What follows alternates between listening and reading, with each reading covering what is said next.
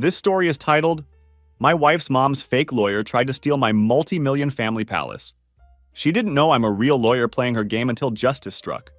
Hey Reddit, I'm a 31-year-old civil engineer who's been hesitant to share this story for months. I've finally decided it's time to tell what happened. It's a mix of weird and frustrating situations that, looking back now that it's all over, actually seem pretty funny. I've been working at a big construction company for 8 years. I don't like telling people what I do for a living because I've found it's better when they underestimate you. Plus, everyone gets weird when they hear your profession. They either want free advice or start acting differently around you. I just keep it low-key unless I absolutely have to mention it. I've been married to Lily for about 6 years. We're solid together, real team players, which has proven crucial when dealing with certain family members. Especially her mom, Karen. Karen is something else. She's one of those people who's always right, always knows best, and has to control everything in her vicinity. From the moment I met her, I knew she wasn't happy about me being in the picture.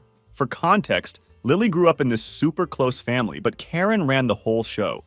She controlled everything from vacation plans to Christmas dinner menus.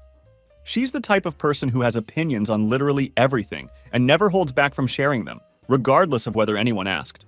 When I showed up in Lily's life, Karen immediately saw me as some kind of threat to her control. I wasn't the fancy doctor or CEO she probably wanted for her daughter.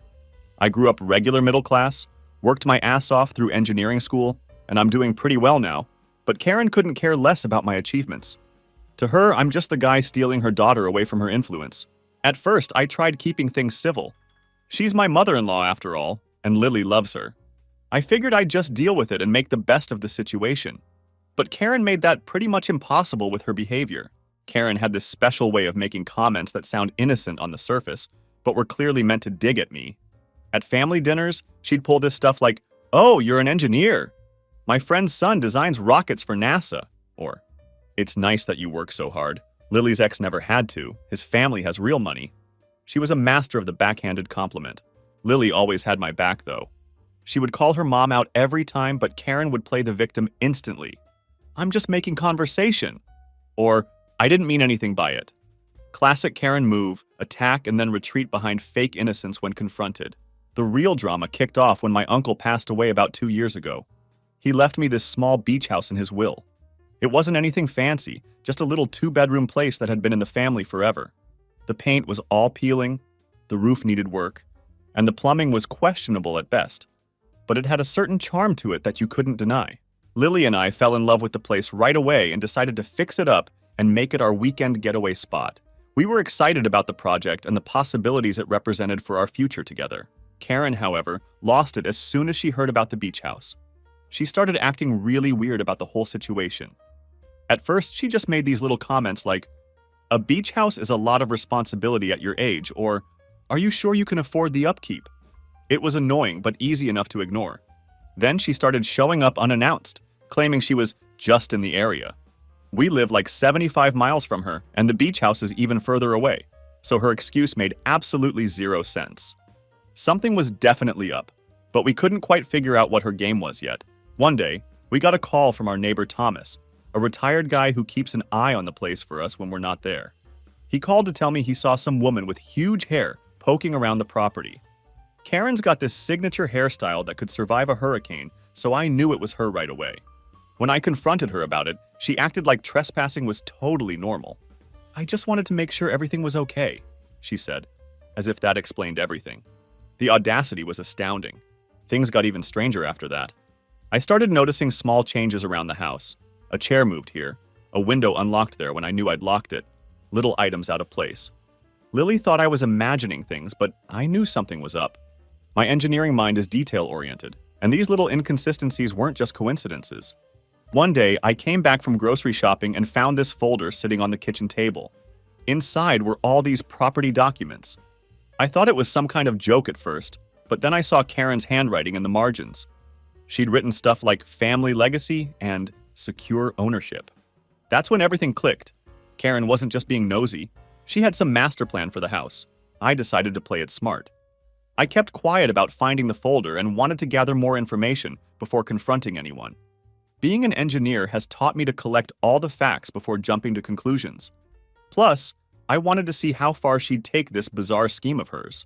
I set up some security cameras around the house. Nothing creepy, just in the common areas to catch any suspicious activity. Within a week, I had solid proof. The footage showed Karen letting herself in using a spare key she must have copied without us knowing. When I showed the footage to Lily, she was absolutely livid. She confronted her mom right away, but Karen, predictably, denied everything at first. Then, when faced with video evidence, she quickly switched tactics. "I was just trying to help."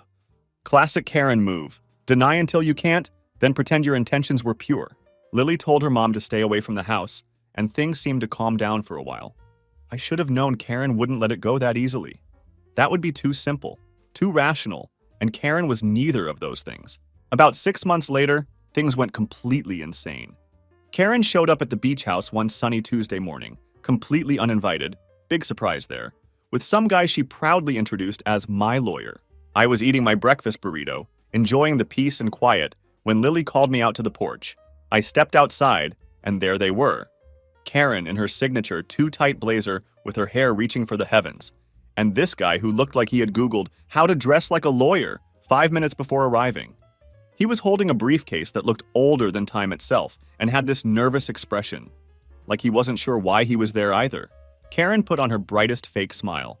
"Good morning," she chirped, like she hadn't just barged onto private property uninvited. "We need to talk about some important family matters." I raised my eyebrow at that one. "Is that so?" I asked, trying to keep my tone neutral despite my growing irritation. "Yes," she said, sweeping past me like she owned the place. "It's about the future of this house, and you're welcome for me coming all this way to help sort it out." I'll admit I was curious. Karen isn't usually this bold, so I figured I'd let her dig her own grave before stepping in. Meanwhile, Lily was staring at her mom like she had just announced she was running for president. Karen gestured toward the kitchen table, sat down, and opened up a manila folder. "Marcus, let's get started," she said, snapping her fingers at the guy in the Halloween lawyer costume. Marcus, who looked like he'd rather be anywhere else, fumbled with his briefcase and pulled out a stack of papers. I glanced at Lily, who mouthed, "What the hell?" to me. I just shrugged back. This was Karen's show, and I wasn't about to interrupt what promised to be quite the performance. "This," Karen began, tapping the top sheet with her manicured finger, "is a transfer of ownership agreement. It's very simple. You and Lily will sign the house over to me, and I'll ensure it remains within the family for generations." I just stared at her, trying not to laugh at the audacity. "You want us to sign the house over to you?" I asked, making sure I hadn't misunderstood this ridiculous request. "Yes," she said, like it was the most reasonable request ever. "It's for the best. You're young, inexperienced. Frankly, this kind of property is a lot of responsibility. It needs someone who understands its value." "And that someone is you?" I asked, barely holding back a grin at the absurdity of the situation. "Exactly," she said, looking proud of herself. "It's not personal, dear. It's just what's best for the family." Marcus, still shuffling papers around like a magician prepping for a card trick, finally spoke up. "If you'll just take a look here," he said, sliding a paper toward me with a trembling hand. I picked it up and scanned it quickly. It was an absolute joke. The wording was sloppy, half the clauses were missing, and there were typos everywhere. Everything about this lawyer screamed fake, from his nervous sweating to the way he couldn't make eye contact for more than a second. I decided to have some fun with the situation. I started asking the so-called lawyer some basic legal questions that any first-year law student could answer with ease. I watched him squirm and stumble over his words while Karen kept trying to cut in and redirect the conversation. "Karen," I said, setting the paper down on the table, "did you write this yourself?" Her face flushed immediately. "Of course not," she insisted, looking offended at the suggestion. "Marcus is a professional." "Right," I said, turning my attention to Marcus. "So Marcus, what law school did you go to?" He blinked rapidly, clearly caught off guard by the direct question. Well, I didn't exactly finish." I cut him off before he could fumble through an excuse. "Okay, no problem. What's your bar number?" Marcus started sweating even more profusely now, small beads forming on his forehead. I'm not officially licensed," he admitted reluctantly. "Not officially licensed?" I repeated, feigning confusion. "So you're not a lawyer?" He stammered something about being in the process of getting his credentials, but I didn't let him finish the obvious lie. "Got it, thanks, Marcus," I said dismissively. Karen jumped in. clearly irritated that her plan was unraveling before her eyes. "Let's not get distracted by technicalities," she said, waving her hand as if the fact that her lawyer wasn't actually a lawyer was a minor detail. "The important thing is that we move forward with the transfer." "Karen," Lily said, her voice sharp as a knife, "are you serious right now? You brought a fake lawyer to our house and expect us to just hand it over to you?" "It's not fake!" Karen snapped back defensively. "Marcus is perfectly capable of handling this." "Sure," I said, leaning back in my chair with a confidence I couldn't help but feel. "But just for fun, let's see how capable he is." I turned back to Marcus, who looked like he wanted to disappear. "Can you explain to me the difference between a quitclaim deed and a warranty deed?" Marcus froze like a deer in headlights. Karen tried to jump in again to save him, but I held up my hand to stop her. "No, let Marcus answer," I insisted. Marcus mumbled something about legal terms and specific clauses, but didn't actually say anything that made sense. It was painfully obvious he had no legal background whatsoever. I nodded like I was impressed by his non-answer. "Great. Now how about you explain the implications of signing a deed transfer without title insurance?" By this point, Marcus looked like he might pass out from stress, and Karen was visibly fuming, her carefully applied makeup unable to hide the red flush of anger creeping up her neck. "This is ridiculous," she said, abandoning all pretense of politeness. "Just sign the papers. We can sort out the details later." That's when I decided to end this charade. I stood up, walked over to my briefcase, and pulled out my own folder. "As a practicing civil engineer," I said, laying the folder on the table with deliberate slowness, "I have a few concerns about these documents." Karen's jaw dropped. "You know about property law?" she asked, unable to hide her surprise. "Yep," I said, popping the P for emphasis. "And these documents? They're garbage." I went through the papers one by one, pointing out every single error, explaining in excruciating detail why they were not only invalid, but basically fraudulent. I made sure to use proper legal terminology to drive home the point that I knew exactly what I was talking about, unlike her fake lawyer. By the time I finished my detailed analysis, Marcus was visibly shaking, and Karen was staring daggers at me, her plan completely dismantled. "You've made your point," she said through gritted teeth, her voice tight with suppressed rage. "Oh, I'm not done," I replied, pulling out my laptop. "You've been poking around the property records, haven't you? Did you think I wouldn't notice the unauthorized inquiries?" Karen's face went pale, the color draining away so quickly it was almost comical. "I don't know what you're talking about," she said, but her voice lacked conviction. "Sure you don't," I said, opening up an email on my screen. "This is from the county clerk. It shows that someone made multiple inquiries into the title, History of this property, using your email address. Care to explain?" Karen stood up abruptly, knocking her chair over in the process. "I was just looking out for the family," she shouted, abandoning all pretense of calm. "By trying to steal our house?" Lily shot back, her voice rising to match her mother's. "This is insane, Mom. You need to leave." Karen glared at us for a moment, then turned to Marcus. "We're leaving," she announced, as if it were her decision to end the meeting. Marcus didn't need to be told twice. He grabbed his briefcase and practically sprinted out the door, clearly relieved to escape the disaster this meeting had become. Karen followed him, but not before throwing one last line over her shoulder. "You'll regret this." Once they were gone, Lily and I just sat there in stunned silence for a moment, processing what had just happened. "Well," she said finally, "that was something. Something I'll be filing away for future reference," I said, already thinking about what precautions we should take next. And that's how Karen's first big plan completely fell apart. What we didn't know at the time was that this was only the beginning of her antics. She was just getting started. After Karen's grand transfer the house to me scheme failed, she decided to go into full-blown damage control mode. And when I say damage control, I mean she started dialing up family members like she was campaigning for office in a tight race. Apparently, Karen's version of events painted me as an evil, controlling husband tearing the family apart, brainwashing Lily, and forcing her to cut ties with her loving mother. According to Karen, I was practically twirling my villainous mustache while plotting to destroy everything she held dear.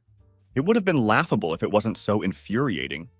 Now, Lily's family is pretty tight-knit, but they're not stupid. Most of them know Karen's flair for drama and her habit of bending the truth like it's a yoga pose. Still, a few relatives called me up, curious about what was really going on. After I explained the whole situation, most people just laughed and told me not to worry. Apparently, Karen had been pulling stunts like this for years, though maybe not on this scale. Her reputation for creative truth-telling, as one cousin put it, had already earned her plenty of skeptics in the family. But not everyone brushed it off so easily. A couple of her die-hard supporters, like her sister Christina, who's basically Karen's clone, weren't so quick to believe my side of the story. Christina called Lily one afternoon, and let me tell you, that was a fun conversation to overhear. I was working on some blueprints in the next room, but I could hear every word of Lily's side of the call, her voice growing progressively more frustrated. "Lily, I just don't understand why you're letting your husband come between you and your mother," Christina said, in that holier-than-thou tone that seems to run in their family. I could hear her tinny voice through the phone even from where I sat. "My husband isn't the problem, Christina," Lily shot back, her knuckles turning white as she gripped the phone. "Mom is the one who tried to steal our house." "Well, that's not what she told me," Christina replied, sounding like she was some kind of detective who had just uncovered the truth. "Of course it's not," Lily replied, rolling her eyes at me across the room. "Because if she told you the real story, you'd see how ridiculous she's being." Christina tried to argue further, but Lily shut her down fast, her patience clearly at its end. "Look, you can believe whatever you want," she said firmly. "But I was there. I saw what she did. End of discussion." Lily hung up the phone, and I could practically see steam coming out of her ears. "I don't know why I even bother with her," she muttered, tossing her phone onto the couch cushion beside her. Meanwhile, Karen wasn't just working the phones. She was working herself into a frenzy.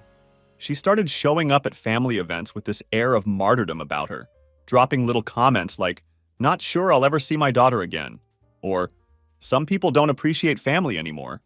It was peak passive-aggressive Karen behavior, and honestly, it was almost impressive how far she could take it. The woman had turned victimhood into an art form, but things upgraded to a new level when Karen's antics spilled into her professional life. Apparently, she'd been using company resources to dig up information about the beach house. She must have thought no one would notice her misuse of company time and equipment, but of course, someone did. One day, Lily got a call from one of her cousins who works in HR at Karen's company. Small world, right? "Did you hear about Karen?" the cousin asked, her voice hushed as if sharing a scandalous secret. "What about her?" Lily replied, putting the call on speaker so I could hear. "She got fired," the cousin revealed. Apparently, she was using her work email to look up property records and send messages about, something shady. Lily and I just stared at each other in disbelief. Karen had actually gotten herself fired trying to dig up dirt on us. Her obsession with the beach house had cost her her job. It didn't take long for the rest of the family to find out. Let's just say Karen's reputation took another substantial hit. A few people who had been on the fence about whose story to believe started calling us to apologize for doubting our side of the story. "I can't believe she went that far," one of Lily's cousins said during a call. "She always seemed pushy, but this is next level." "Yeah," I replied dryly. "Welcome to the club."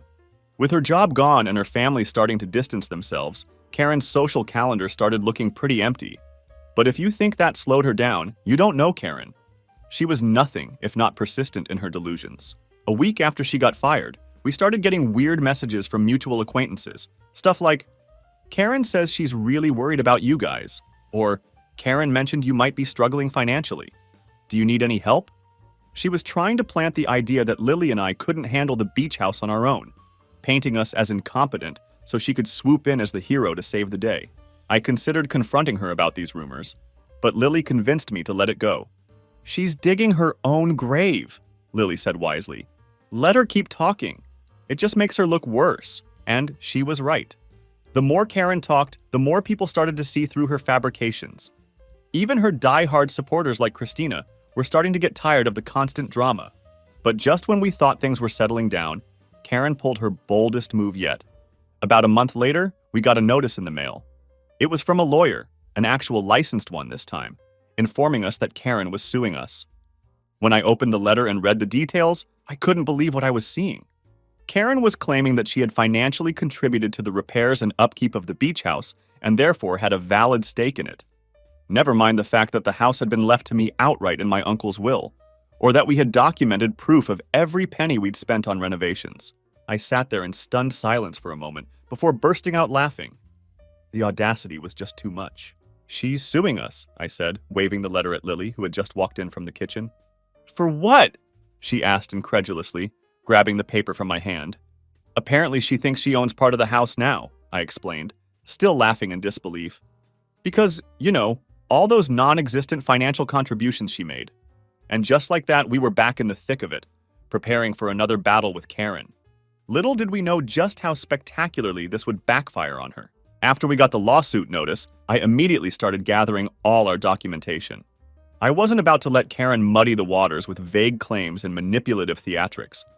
I collected bank statements, receipts, contracts with repair companies, and even emails related to the estate. Everything was meticulously organized and ready to present. Lily, understandably, was livid about the whole situation.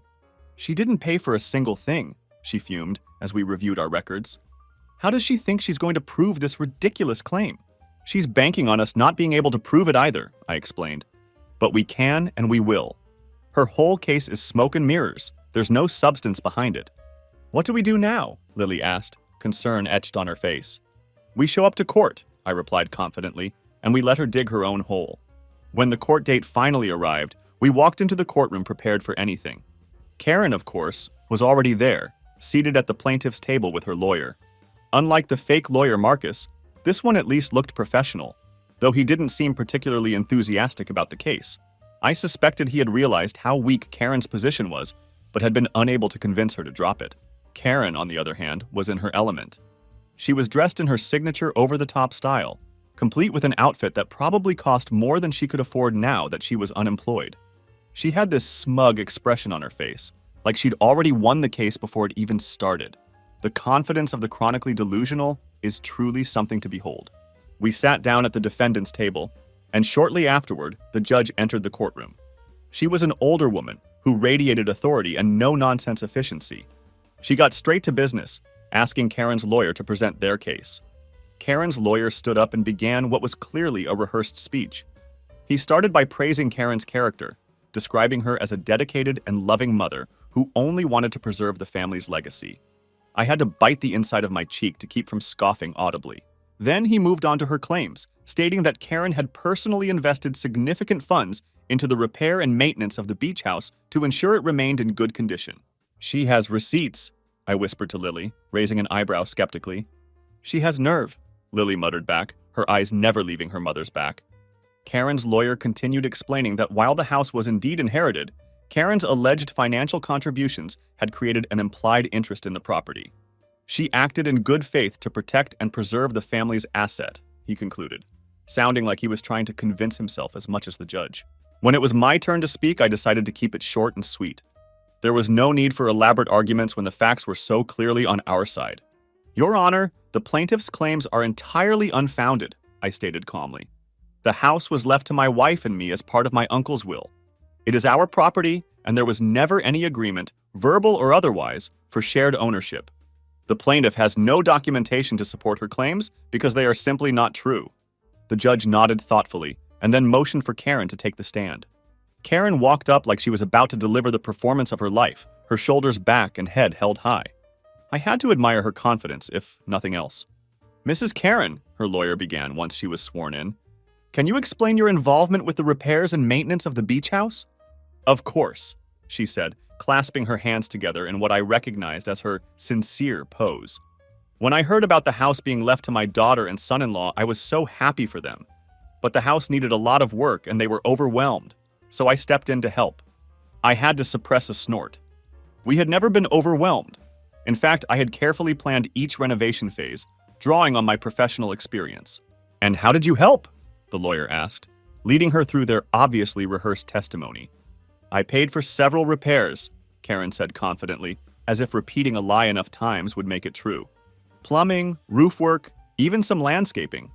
I didn't keep track of every little thing because, well, they're family. I just wanted to make sure the house was livable. I watched her with a neutral expression, but inside, I was shaking my head in disbelief. Karen's ability to spin a story out of thin air was almost impressive. She spoke with such conviction that if I hadn't lived through the actual events, I might have been tempted to believe her. Her lawyer pressed on. So you contributed financially to the upkeep of the house? Yes, she said without hesitation. I even offered to oversee some of the work myself. That was rich. The only overseeing Karen had done was her unauthorized snooping. Did the defendants acknowledge these contributions? Her lawyer asked. It was understood, she said. using her favorite vague excuse when she had no actual evidence. When it was my turn to cross-examine, I walked up to the stand with my stack of meticulously organized documents. I had been waiting for this moment. Mrs. Karen, I began in a professional tone, you claim to have contributed financially to the repairs of the beach house. Can you specify the amounts and dates of these payments? She hesitated, just a slight pause that spoke volumes. Well, I didn't keep an exact record, she admitted, but it was thousands of dollars over several months. Thousands of dollars, I repeated, letting the claim hang in the air for a moment. And how are these payments made? Check? Cash? Mostly cash, she said, shifting uncomfortably in her seat. Cash, I said, deliberately drawing out the word. And you don't have a single receipt, invoice, or bank statement to corroborate these contributions? She hesitated again, clearly realizing the weakness in her story. It was informal, she said defensively. Family doesn't always keep track of these things. Interesting, I said, turning to the judge. Because I have here a complete record of all payments made for the repair and maintenance of the beach house. Every single one was made from our joint account, and I have the receipts and contractor invoices to prove it. I handed the documents to the judge, who began flipping through them, her expression revealing nothing. Mrs. Karen, I continued, maintaining my calm demeanor, you also mentioned offering to oversee some of the work yourself. Can you tell us which contractors you worked with? She paused, clearly scrambling for an answer that wouldn't contradict whatever story she had concocted. It wasn't a formal arrangement, she said finally, her confidence beginning to crack. That's convenient, I replied, not bothering to hide my skepticism. Because according to these emails from the contractors, every interaction regarding the repairs was handled by me or my wife.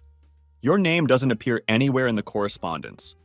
I stepped back to my table and pulled out one last piece of evidence, the coup de grace. Your Honor, I'd also like to submit a copy of the will, which clearly states that the house was left solely to my wife and me. There is no mention of shared ownership or any financial obligations involving Mrs. Karen. The judge took the document, glanced at it briefly, then turned back to Karen with a look that suggested her patience was wearing thin. Mrs. Karen, she said, her tone firm and authoritative, this case relies entirely on your assertion that you contributed financially to the property. Yet you have provided no evidence to support this claim. Meanwhile, the defendants have provided ample documentation to refute it. Do you have anything else to add? For once, Karen seemed at a loss for words. The realization that her plan was crumbling seemed to have finally hit her. She had nothing to say, which was a first in all the time I'd known her. The judge dismissed the case shortly after that, ruling entirely in our favor. But before the gavel fell, she added a pointed remark that made the victory even sweeter. Mrs. Karen, she said, fixing her with a stern look, I strongly advise you to think carefully before pursuing legal action in the future without evidence to support your claims. Court resources are not here for baseless disputes. As Lily and I walked out of the courtroom, I couldn't help but feel a mix of satisfaction and relief. Karen had tried her best to undermine us, but the truth had prevailed. Of course, knowing Karen and her stubborn nature, I doubted this was the end of her meddling. And well, I was right about that. After losing in court so decisively, you'd think she'd take a moment to reflect, maybe reconsider her life choices. But no, Karen doubled down in the only way she knew how, by trying to spin the narrative in her favor. The first ripple of fallout came almost immediately. Karen's failed lawsuit became the family's new favorite topic of discussion. Word spread quickly through the extended family network, and within days, I started getting calls and texts from relatives. Most of them wanted the juicy details of the courtroom showdown, but some were genuinely shocked by the lengths Karen had gone to in her attempt to take our house. My favorite call came from Lily's cousin Amanda, who always had a knack for delivering brutal honesty with a laugh. She really thought she was going to win, huh? Amanda said, laughing in disbelief when I recounted the court proceedings. I mean, I knew Aunt Karen was bold, but this is a whole new level. Honestly, I don't even know why she thought anyone would believe her. She's been pulling this kind of crap for years, Amanda added, confirming what we had already suspected. That sentiment became a common theme in conversations with family members. People started sharing stories about times when Karen had manipulated, lied, or otherwise inserted herself into situations where she didn't belong. It was like her courtroom failure had opened the floodgates, and everyone was finally ready to air their grievances about Karen's lifetime of manipulative behavior. Apparently, years ago, she had tried to get control over her sister's finances by claiming her sister was too stressed to handle money properly. Another time, she had convinced a cousin to hand over a family heirloom because it would be safer with her. and the heirloom mysteriously disappeared after that. The stories just kept coming, each one more outrageous than the last. Lily and I mostly stayed out of the family gossip circuit, but it was hard not to feel a little vindicated. Karen's carefully crafted image as the family matriarch was crumbling before our eyes. And it wasn't because of anything we did. She had dug this hole all on her own. But while the family was turning against her, Karen wasn't about to let go of her grudge against us. She started sending Lily these long, guilt-trippy texts about how the court case had hurt her deeply, and how she couldn't believe her own daughter would betray her like that. "She's acting like we dragged her to court," Lily said one evening, rolling her eyes as she read the latest message aloud to me. "Not the other way around." "Typical Karen," I replied with a sigh. "She's not sorry for what she did, she's just sorry it didn't work." Lily ended up blocking her mother's number for a while, which only escalated things further. Karen took to social media, posting vague, passive-aggressive statuses about being abandoned by those you love most. It was as if she was auditioning for a soap opera role. I give it 2 days before she's on Facebook Live crying in front of a bunch of ceramic angels, I joked one evening, as we scrolled through her latest dramatic posts. It was funny at first, but then Karen started trying to recruit allies.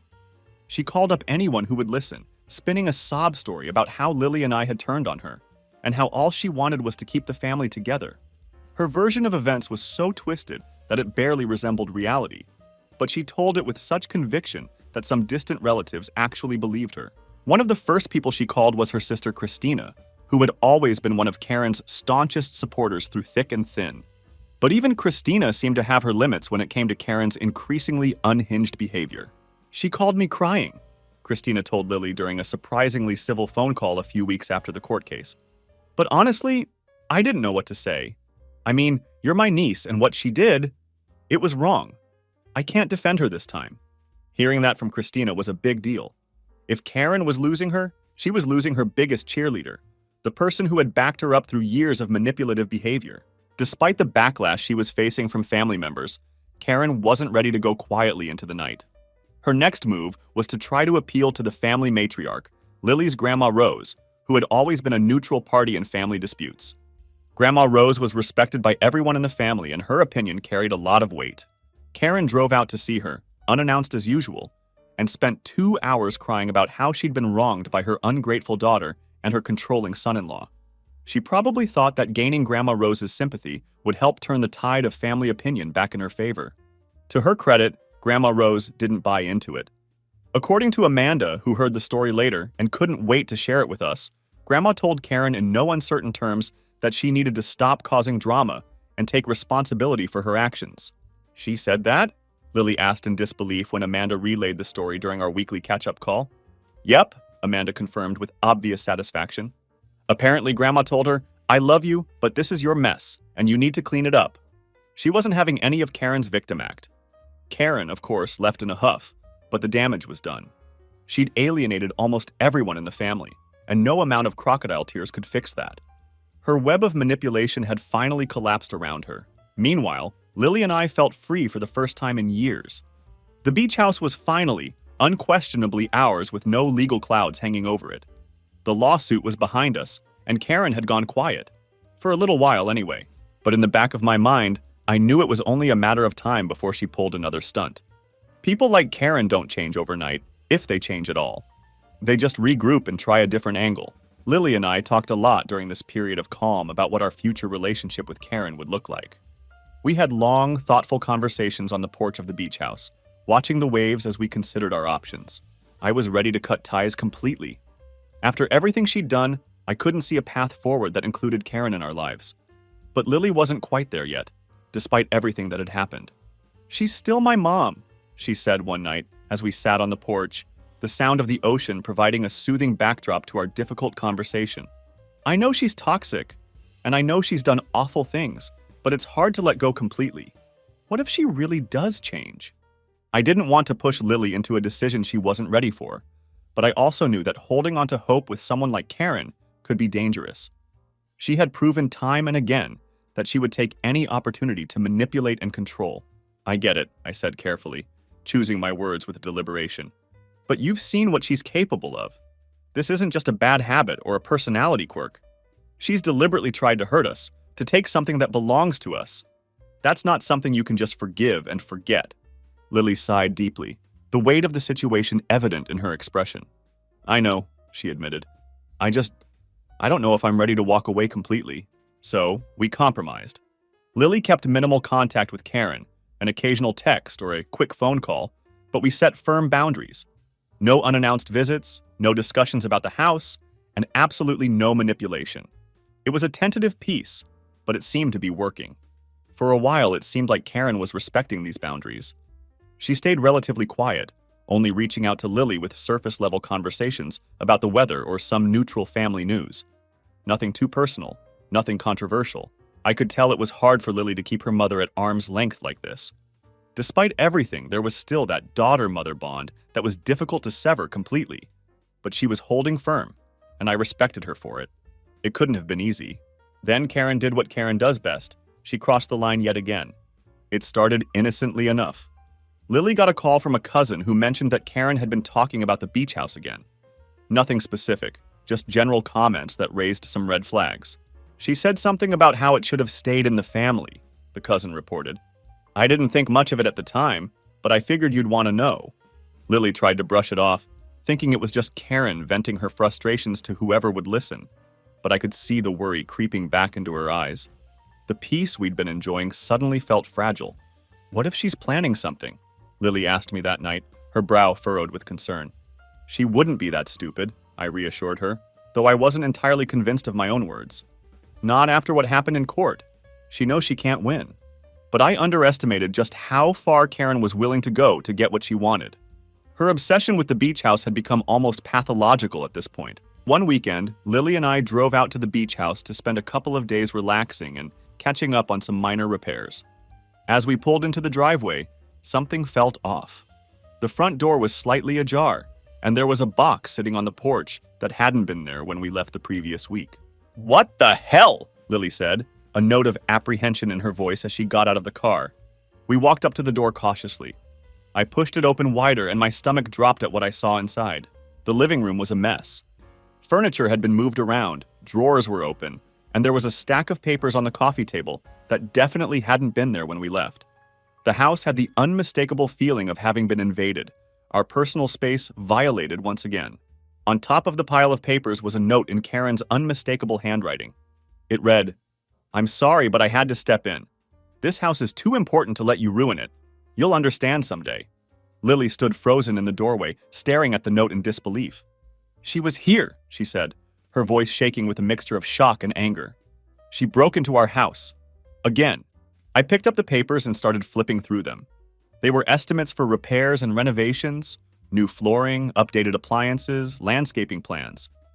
It was like Karen had come in and started planning a full remodel of our house without our knowledge or consent. "She broke in," I said, anger rising in my chest as the reality of the situation sank in. She let herself into our house and decided she was in charge of renovating it. Lily sat down heavily on the couch, her face pale with shock. "I can't believe this," she whispered, looking around at the evidence of her mother's invasion. I grabbed my phone and pulled up the security camera app. After the first incident, I had installed additional cameras both inside and outside the house. Sure enough, there she was. Karen walking into the house with a clipboard and a tape measure, like she was auditioning for HGTV. The footage showed her spending hours in the house, going through our things and making notes as if she owned the place. Lily watched the footage with me, her expression hardening with every passing second. By the time we got to the end, the initial shock had transformed into pure fury. "She didn't just cross the line," Lily said quietly, her voice trembling with anger. "She obliterated it." I nodded in agreement. "This is who she is, Lily. She's not going to change.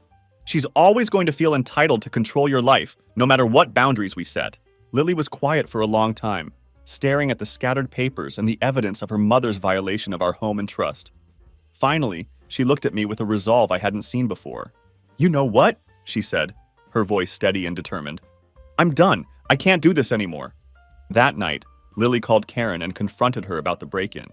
I sat beside her, my arm around her shoulders for support as she put the phone on speaker. "I can't believe you would do this," she said, her voice controlled but laced with disappointment. "You broke into our house. You went through our things. How could you possibly think that's okay?" Karen immediately tried to play the victim, as always. "I was just trying to help," she said, her voice taking on that familiar wounded tone. "You've been ignoring me, and I thought this would show you how much I care." "This isn't love, Mom," Lily said firmly, not falling for the guilt trip this time. "This is control, and I'm done letting you manipulate me." Karen started to cry, but Lily didn't waver. I could see the determination in her eyes, the final thread of patience snapping after years of manipulation. "I don't want to hear from you anymore," she said clearly. "Not until you've actually changed. And I mean really changed, not just pretending to change until you get your way again. I'm blocking your number, and I don't want you coming near us or the house again." Karen tried to argue, but Lily hung up mid-sentence, then immediately blocked her mother's number and deleted her from all social media accounts. It was a clean break, something that had been a long time coming. It wasn't an easy decision for Lily. I could see the pain in her eyes even as she took these necessary steps to protect our peace. Cutting ties with a parent, even a toxic one, is never simple. But Karen had crossed so many lines that there was no coming back from it. In the days that followed, Lily and I both felt a strange mix of relief and sadness. There was a lightness that came from knowing we wouldn't have to deal with Karen's schemes anymore, but also a lingering grief for the relationship that could have been if Karen had been capable of respecting boundaries. "This isn't just about us anymore," Lily said one evening as we sat on the porch of the beach house, watching the sunset over the water. "It's about protecting our future, our peace. She doesn't get to take that from us." The beach house, once a symbol of Karen's interference and a source of stress, was now becoming a sanctuary, a place where we could finally move forward without constantly looking over our shoulders. And that, more than anything, was worth every battle we'd fought.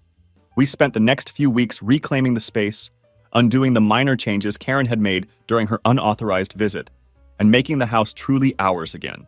With each small adjustment, the weight of Karen's presence seemed to lift a little more. Lily seemed lighter too. Though I knew she was still processing the pain of cutting her mother out of her life, there was a new peace about her.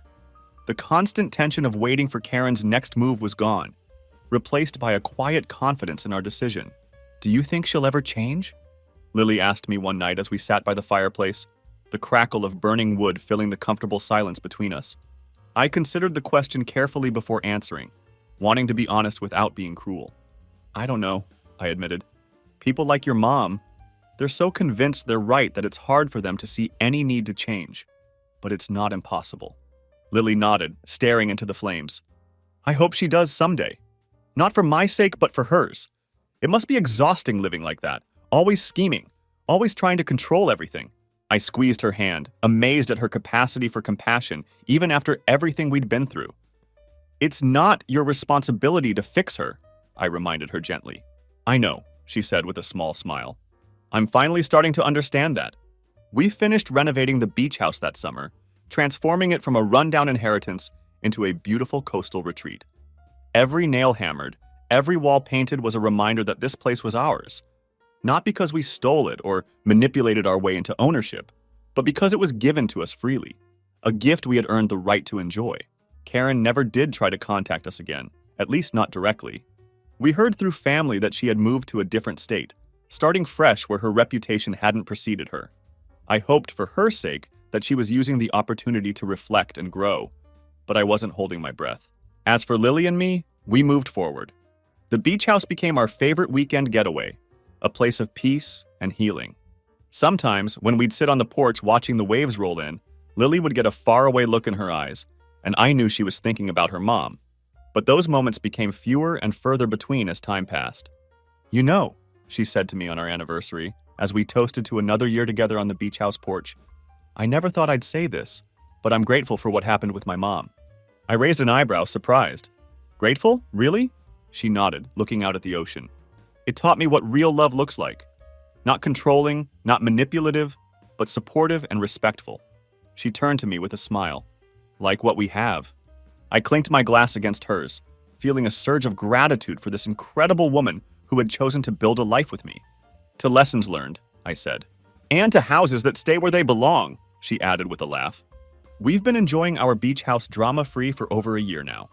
Sometimes, when new acquaintances ask about the place, I'm tempted to tell them the whole wild story. About the fake lawyer, the courtroom showdown, and the mother-in-law who just couldn't let go. But mostly, I just smile and say it was a gift from a loved one, a place we cherish. Because in the end, that's what it is. Not a battleground, not a power play, but a home. Our home. And no one, not even Karen with all her schemes and manipulations, could take that away from us.